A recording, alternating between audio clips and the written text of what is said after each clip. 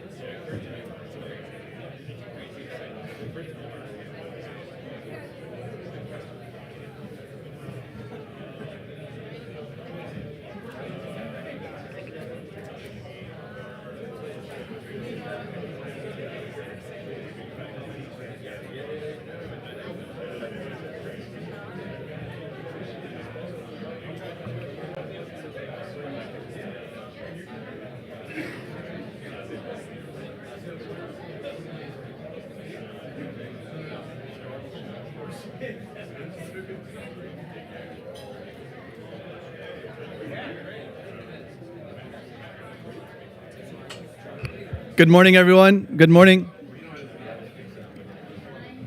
Come and grab a seat. Let's get started. All right, welcome to the Pretty Good Policy for Crypto meeting. I'm Paul Brigner, the organizer of PGP and vice president of strategic alliances at Electric Coin Company, the developers of Zcash. Thank you all for joining today, both online and in person, and for being a part of the PGP community. We're all here to share information, build a stronger crypto policy community, and drive forward with pretty good policy for crypto. I want to thank our sponsors, including Coinbase, the Blockchain Association, Electric Coin Company, and this beautiful venue, which is made possible by the VanEck Digital Assets Initiative, or VIDA for short, at the University of Southern California. I also want to thank Mike Orcutt, Michael Riley, and the other very talented journalists at Project Glitch for partnering with me to bring curated content to these meetings.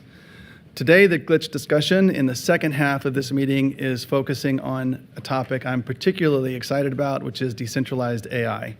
I'm really looking forward to it.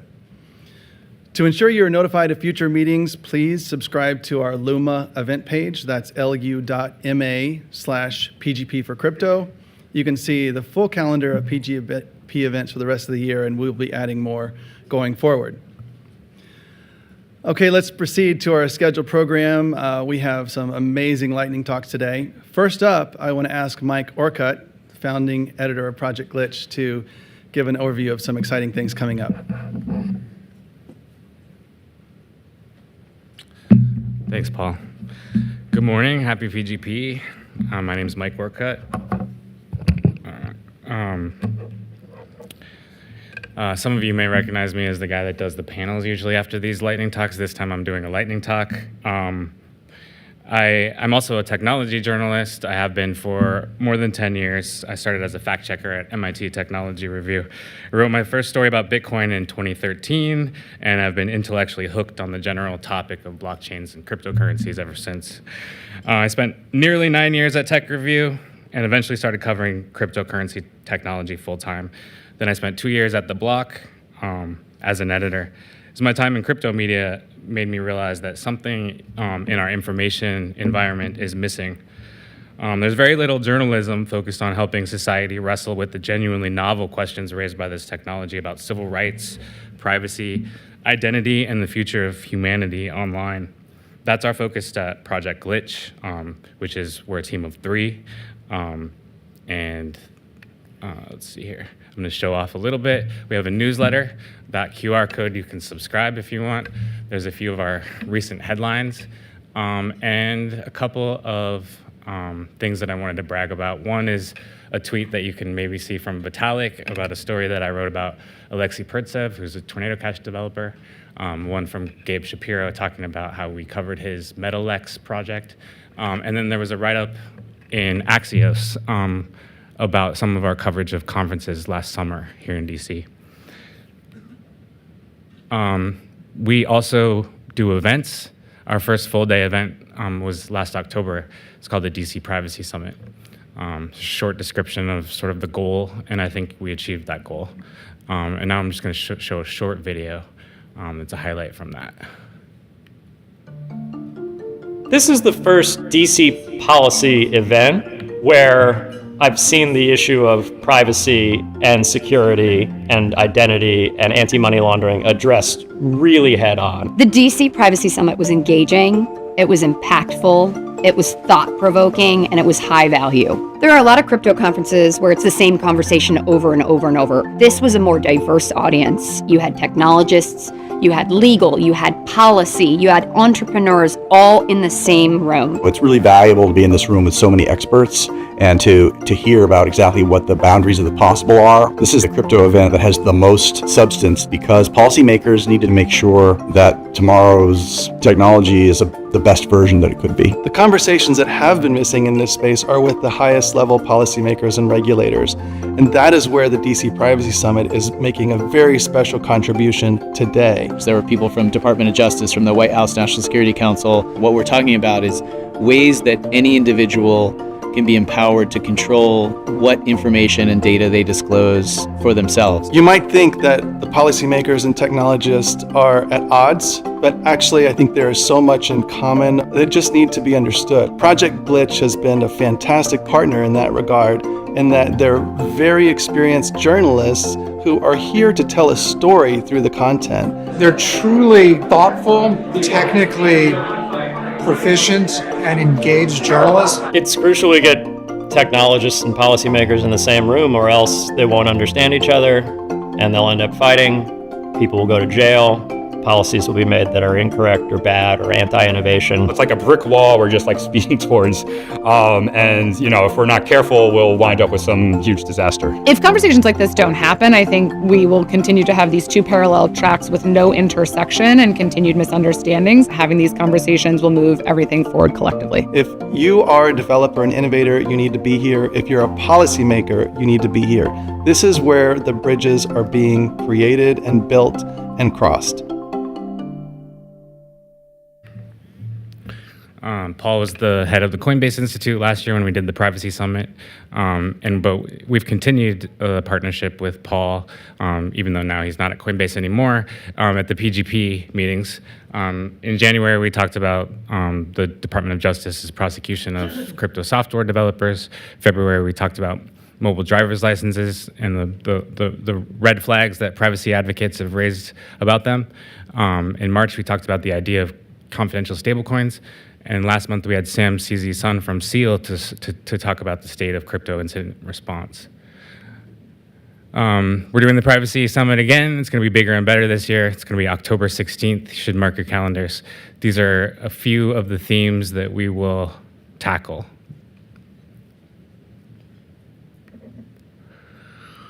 There's that QR code again. And as far as the Privacy Summit goes, watch your inbox for further details, which we'll be sending soon to the PGP list about tickets, including early bird discounts. Thank you very much.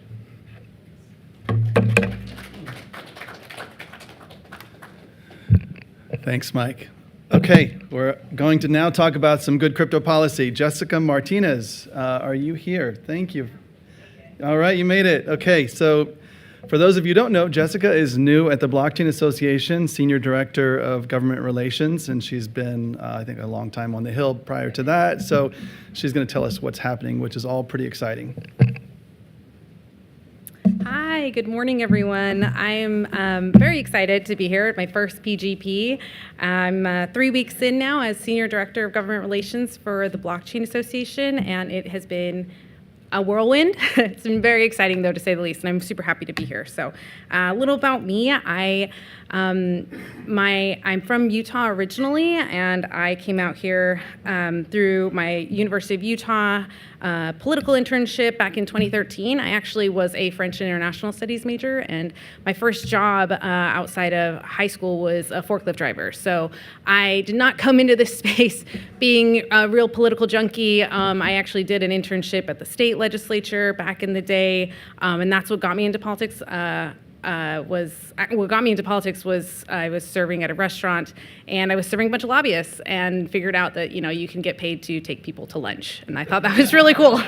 So, but fast forward, I did get involved, got interested in the State Democratic Party out in Utah. Led me to an internship here. So I started my my professional career out here in the Senate. I moved over to, well, actually, I can start backwards. So my most prior position was staff director for the Joint Economic Committee under the leadership of Senator Martin Heinrich. He is the senator from New Mexico. I led a team there. We developed over 100 reports, just focusing on different aspects of the economy here in the United States and a little bit abroad. Before that, I was a partner at a firm downtown, focusing on really engaging on the Hill with innovation clients and making sure that we could think through the power of innovation and looking at the next steps for technology in the United States. I focused on AI, I focused on quantum, cryptocurrencies, and blockchain. Before that, I was on the House side, so I was the Deputy Chief of Staff for Congressman Mark Vesey. I was also on the House Energy and Commerce Committee as member services, really developing relationships, having a good understanding of how Congress moves and how Congress works with our both downtown academia, nonprofits, all of that. So that's really where I'm coming from. This, my background, I do have a lot of background in tech, and specifically going back to Commissioner Rosenworcel. That was the first time I had heard about blockchain and how it can be used in outside of crypto and ideas of what could come. On what she had talked about was op-ed on spectrum allocation. So it's very awesome to be here at this point in time because I can see how this industry has changed, how it's moving forward into the future, and I'm really excited to work with blockchain in order to get some of our bills across the finish line, which brings me to kind of what we have going on in the Senate. It is changing constantly. There are amendments that are still coming up that we don't know about. I know that there has been a lot of conversations with members. So really, after this, I will be glued to the Senate floor and seeing what comes up and what negotiations happen. I think in terms of timing, the likelihood that it's going to get done this week is still up in the air. Seems very unlikely, but I think that if you can get some members together, you are getting strange bedfellows, and I think coming in with some of these other major bills that, like CCEA, that haven't been discussed, we just have to wait and see how members interact and what they're thinking. The last thing I wanted to mention is obviously we do have, I'm coming in at a time of big transition with blockchain, and I was fortunate enough to work with Kristen for 2 weeks before she moved on, and with Ron. I think those two I'm very excited that they will still be in my orbit and that I'll be able to work with them, and I know they will still be working with you all. But we're very excited to have Summer Erstinger come in and become our new CEO. When I heard her story, she has a lot of similarities to mine, and I know that she's got a lot of experience, so I'm very excited to have her come on board and looking forward to having her working with you all. Thank you for having me.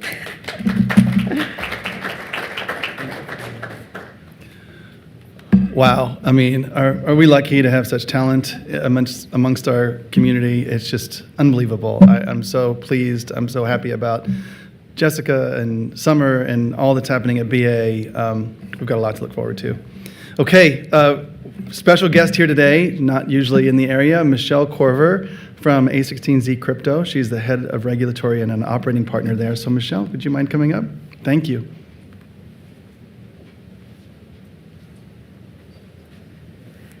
Thanks, Paul, for inviting me. I live out in Denver, so I'm not often in DC. It's nice to see so many old friends in the room. And for those of you that I haven't met, I run a regulatory team that's mighty, and it's 2 of us, and David's with me in the back of the room.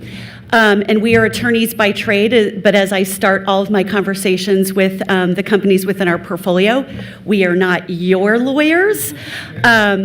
And I want to talk to you just a little bit about kind of what they are asking the companies within our portfolio and what they're concerned about in DC. And maybe this will help all of you to kind of understand what their concerns are to forge forward with the fight that we are currently, I think, having an upward hand to fight these days.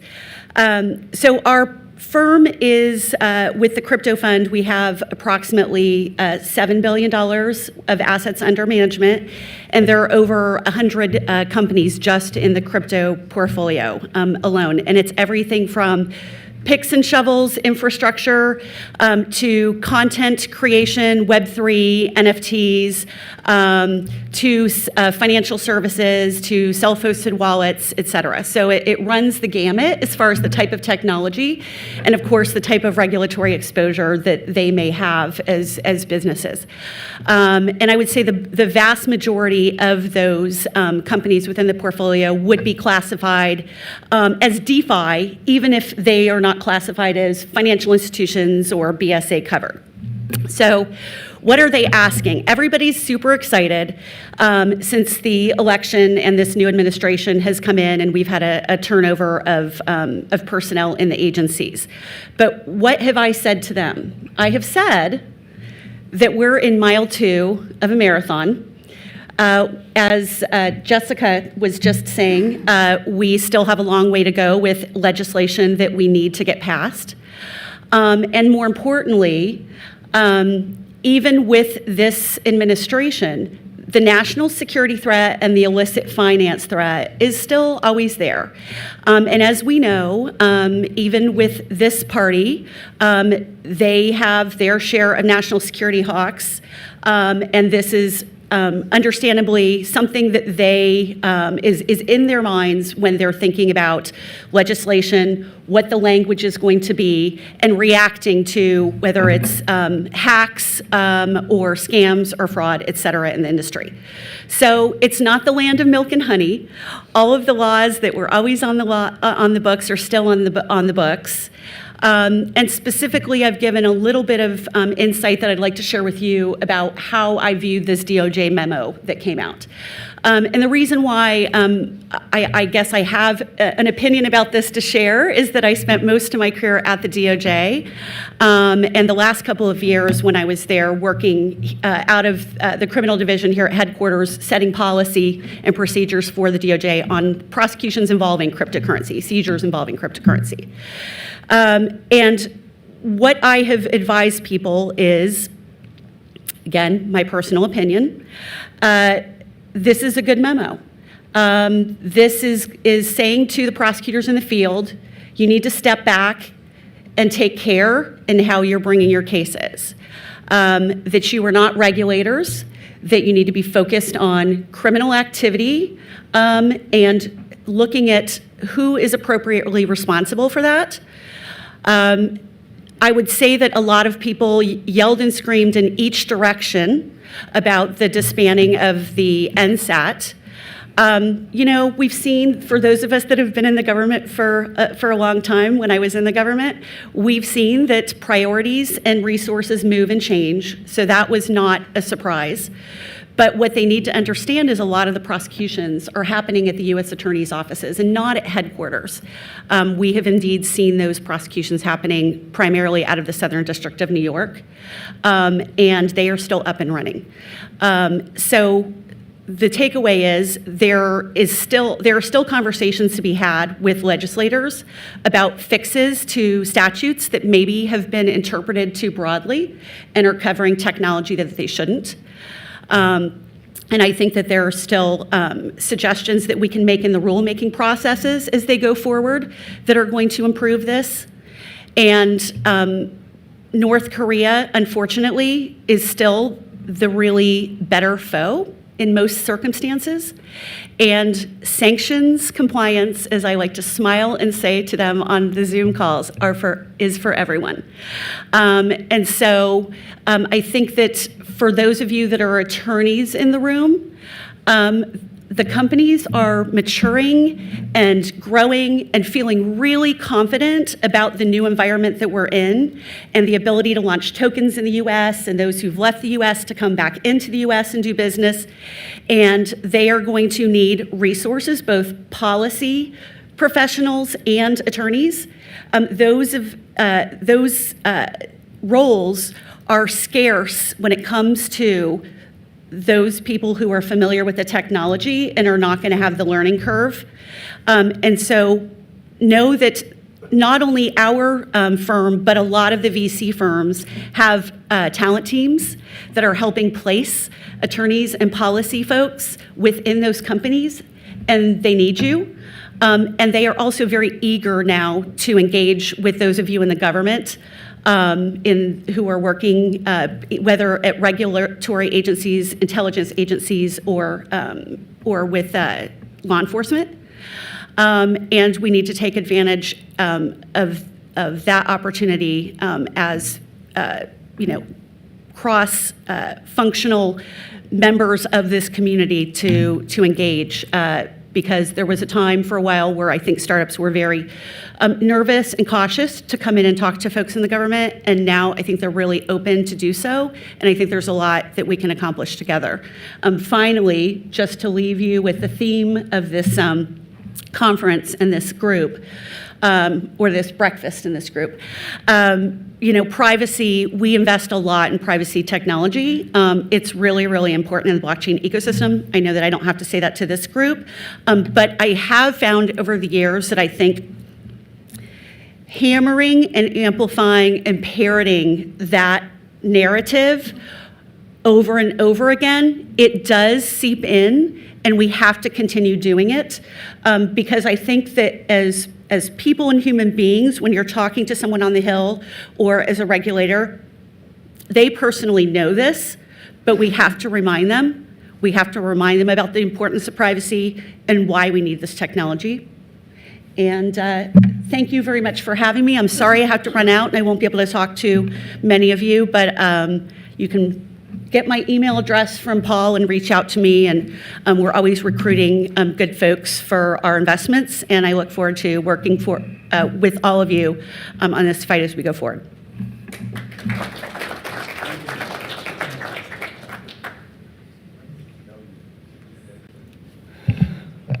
Wow, this is a great meeting.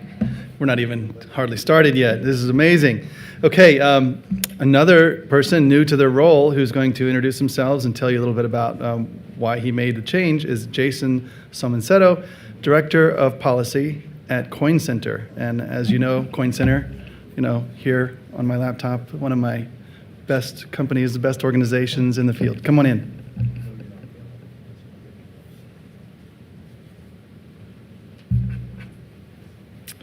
Thanks, Paul. As he mentioned, I'm Jason Somonsetto. I am 2 weeks into being the new Director of Policy at Coin Center. I assume a lot of folks here already know the organization, but for those of you who don't, it is a independent nonprofit that focuses on education and advocacy. I guess maybe I'll start by explaining the kind of education piece because that overlaps a little bit with my history with the organization. So I have known Peter and the team for about 10 plus years at this point in time, back at a time when I think they were one of the first organizations here in DC really focused on educating policymakers on these issues. And I got connected because I had written an article on, hey, maybe the SEC is going to take a closer look at all of what folks are building and putting out here. And I ended up writing the first securities law piece for Coin Center as like an explainer of how crypto might intersect with that. And so, after our paths crossed there, I basically had spent the last 10 years, being close with them. I know many of you are as well, had a lot of great intellectual conversations over the years. And so it was a very natural transition for me to join when I got the opportunity recently. On the advocacy front, we focus primarily on issues around developers' rights to deploy code, to participate in these networks, to preserve, constitutional rights to privacy, leveraging this technology. In some ways that differentiates us a little bit, and I think one of the things you'll hear when I talk about my bio a little bit is I've been at a few places that I think people have strong views on, which is Coin Center takes a pretty limited role in this ecosystem in trying to keep very focused on those core issues. There are a lot of interest now in this community, and there's a lot of smart people, including people here, who are representing those folks. And so on issues around, market structure and stable coins, as you'll hear from my bio, I have strong views on these things, but we try to keep a very focused, principled area where we are spending our time. But it's kind of this nice balance between engaging on the education around those issues so that the advocacy principles that we hold really dear to us, we have the space to make those pitches. I've alluded a little bit to my background, but I joked that I was like a respectable normal lawyer for a long point in time, in like 11 years in different firms. And then kind of got wrapped up in writing about this crypto world when it was a pretty, at least a smaller community of lawyers focused on it. I eventually went in-house to a company called 0x Labs. They are kind of one of the original DeFi teams. They're not super large now, but they are a great organization of groups. And back then it was me and a couple lawyers thinking about like, what does the term DeFi mean? How do we explain this? From there, unexpectedly, probably to many, but I went into the government. I went to the Commodity Futures Trading Commission, where my first position was as the head of Lab CFTC. And through that, the innovation office that was outwardly facing, but also doing a lot of internal education to folks within the commission. In that position, I spent a lot of time educating a couple of the commissioners, including at that point, Commissioner Benham. Him and I got along very well, and I joined his office as an advisor, specifically focused on crypto, and that was a pretty fun experience for me. I spent 2.5 years basically dealing with Congress very closely, on bills that would impact the CFTC as it relates to crypto, dealing with all the other interagency processes. I'm a little sensitive when folks say all the terrible Biden administration folks. I try to think of myself as a reasonable, thoughtful person. I joke that the government is more decentralized than crypto is, and so you have to understand it's not all bad people there. And I always thought he was very thoughtful and forward-leaning into how to address issues in this ecosystem. From there, I transitioned out. I kind of was smart in terms of beating, I guess, Doge coming in and maybe getting rid of me. I went to Chainalysis for about a year and a half or a little bit over as their head of U.S. public policy before this opportunity became available. So I've seen this industry from a lot of different angles. I know a lot of folks here. It's been really great, but really excited to join Coin Center. As I said, it was kind of such a natural fit. I've heard a lot of people say to me that, oh, this is a great fit for you. You guys are going to be perfect, which actually scares me a little bit because I think every career decision I've made in crypto, people are like, what the hell are you doing? And like that's worked out. So I'm like, oh, when people are confident, this can't go well.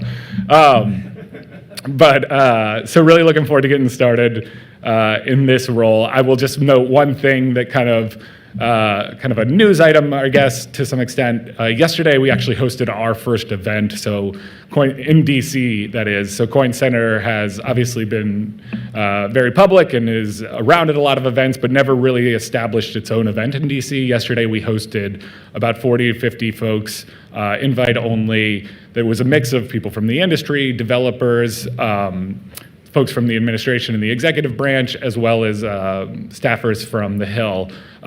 It was a great conversation where we touched on a lot of the issues that come up here around kind of what is necessary for privacy and AML legislation to allow for privacy developments in this ecosystem. Another area which you're going to actually be hearing more from on us soon is around digital identity and talking a little bit about the developments in this technology that will lead to hopefully real concrete progress on that front. And then last, just kind of a discussion of like, what do we see as the most important policy asks in the near future? I think as everybody knows, there's going to be a big, broad discussion around stablecoins and around market structure. At Coin Center, at least, we've been strong advocates for the Blockchain Regulatory Certainty Act, which would, hopefully as part of some of these discussions, bring up the idea that it is also important to make sure that we're clarifying that, money transmission requirements don't apply to the developers in these ecosystems.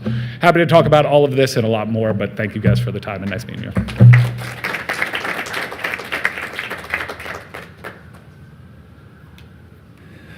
Thanks, Jason. Really excited about you being in this new role.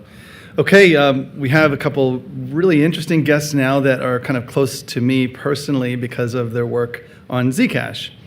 First is Ian Myers. He's a University of Maryland computer science professor. He focuses on security and applied cryptography. He's one of the 7 founding scientists of Zcash.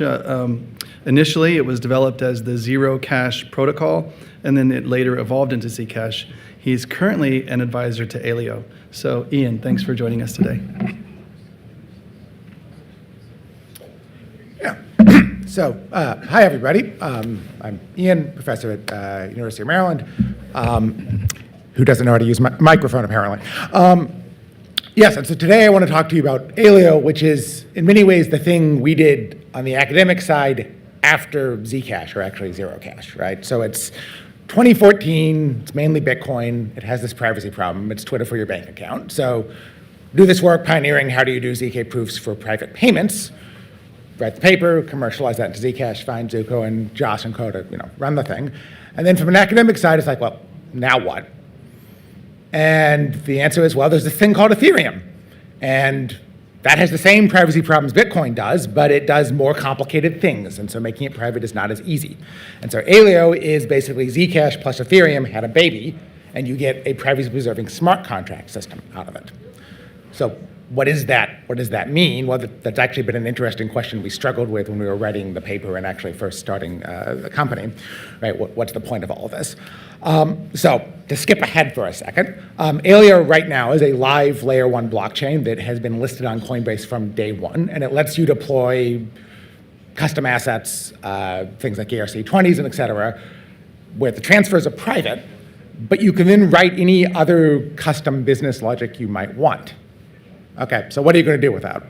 Well, the interesting thing is, if you're in the business of, say, trying to issue a stable coin, and you want privacy, which is probably a good idea, you might have some interest in various compliance policies or identity policies. And if you tried to do those on Ethereum, because it's still Twitter for your bank account, everything's public, you'd end up with all of your identity data, all of your KYC records, public to everybody. So that's a privacy problem. It's also a security problem, because if the North Koreans can see your KYC data, they can figure out how to get around it or rob it. So if you want to build various tools for compliance and stablecoins, for example, you need privacy-preserving smart contracts. So that's one thing you can do with Aleo. You can also do things with DeFi and gaming that the marketing people put in slides, and I don't personally care about as an academic, but they're apparently quite useful.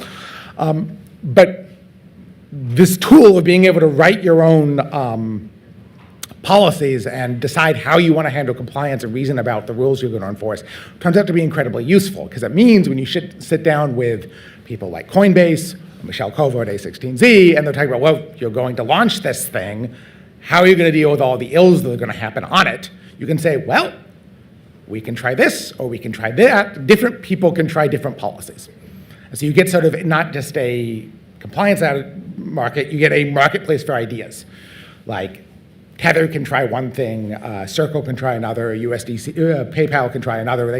You can build whatever you want, and you don't need to launch your own blockchain to do it. You don't need to go convince the developers of, say, Zcash to add a bunch of identity stuff to their protocol and do encrypted escrows on who's doing what, because they won't do that. I wouldn't tell them to do it. They shouldn't do that, and no layer 1 blockchain would. But as your own developer writing a smart contract, you can. And so this is sort of the exciting thing about Aleo and some of the other tools that are coming online, that give you new ways to do compliance. So it's exciting times, because now you can build whatever you want with these cool ZK proof techniques that we've sort of pioneered over the past 10 years without launching your own chain and going through all the headache of that. Because, oh man, that's a headache. You don't want to build your own chain just to have some ZK proof idea. So anyway, Aleo's live. You can use it today. It's a US-based LabsCo, US-based foundation that's really focusing on doing this stuff the right way. So thank you.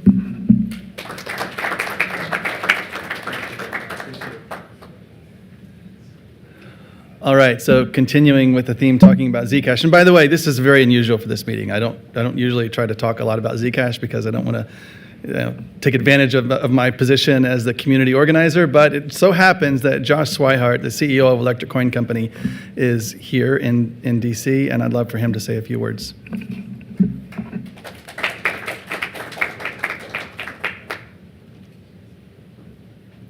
So newsflash, I'm not really going to talk about Zcash.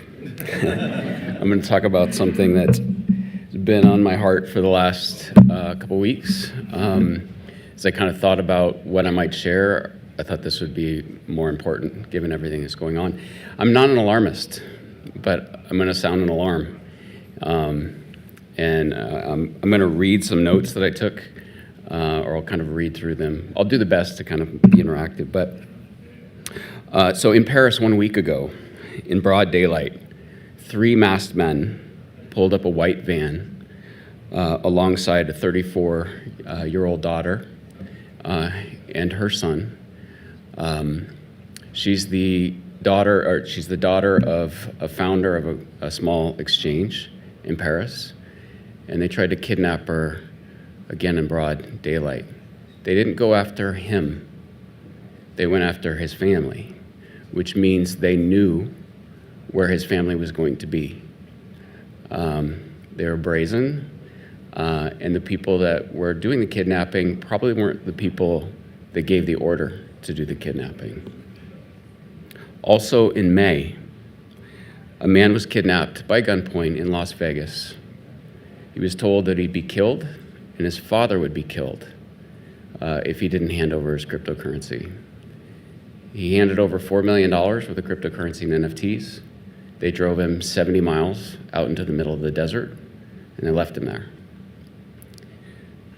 Earlier this year, Ledger co-founder David Belland and his wife were kidnapped and held ransom. David's finger was cut off. David has not been with Ledger for years. He's retired. He's living out in the French countryside. They weren't after his cryptocurrency. They were after Ledger's cryptocurrency.